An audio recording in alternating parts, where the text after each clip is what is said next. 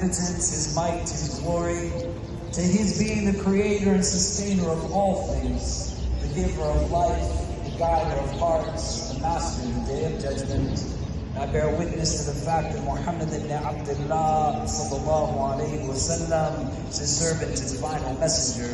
May the peace and blessings of Allah be upon him and upon all those who choose to tread His path until the last day. What a beautiful day that we have been blessed with.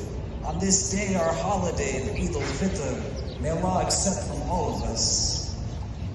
The recognition of the gentle breezes that you're feeling against you right now with the soothing nature of the sun as it ascends. This is what the duha light is when you take oath by the forenoon light in Surah al-Duha.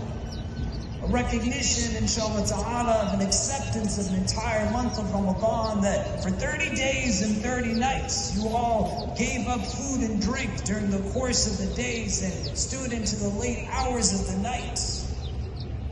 Today, you celebrate everything that it is that you achieved in that blessed month. May Allah accept it from all of us. For many of us, we find ourselves in a place where the recognition of a holiday in a world that seems so dark and difficult creates an inward conundrum. The realities of what our sisters and brothers are facing throughout the world.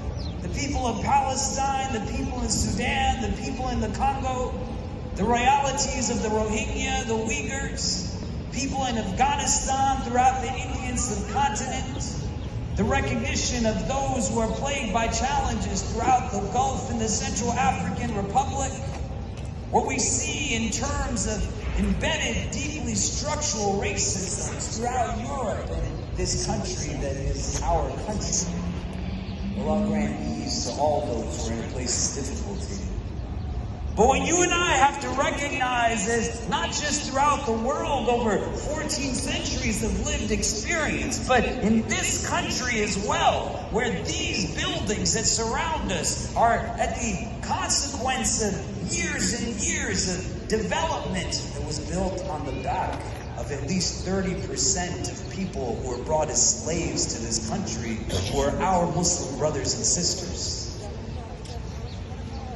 The realities of conflict that have plagued this world for decades and centuries. How did those people observe their Ramadan? And on the day of Eid, what do you think that they were doing? You've heard me talk quite often about the realities of purpose in our tradition. Istikhlaf is one of them, to be Khalifa. We translate this as being a steward, a caretaker of the earth, which it is, but you're also Khalifa because you are what comes next. My 8-year-old son Kareem, my 11-year-old daughter Medina, they're Khalaf to me because they're what comes after. And I'm Salaf to them because I'm what precedes them. And quite often when we talk about this, I frame it in the recognition of an ancestry, that you have to be able to recognize people in the shared history of this community.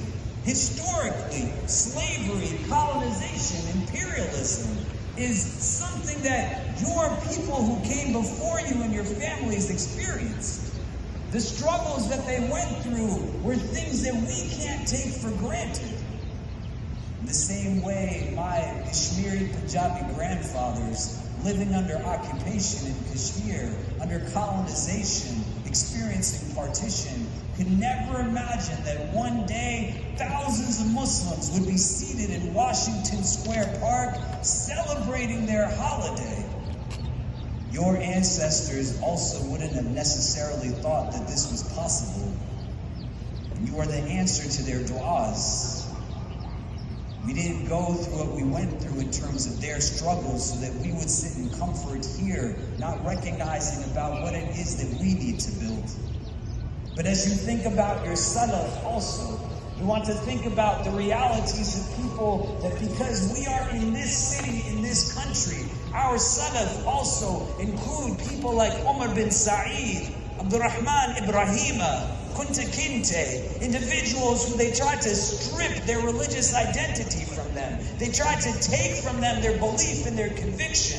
The notion isn't that people seek to just sackle you physically. but they want to be able to take your belief and your faith. And today, thousands of strong across diverse backgrounds, you sit here as Muslims giving an affirmation on our holiday that we're not going anywhere, man. That La ilaha illallah Muhammadur Rasulullah is something that we hold close to our hearts.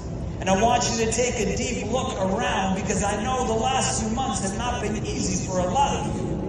But when you are sitting in your office space or in your classroom and you are the only Muslim that is in that space, and there are people who constantly make you have to validate your existence in order to just be in those spaces, remember this moment and all the people around you, you have a community behind you.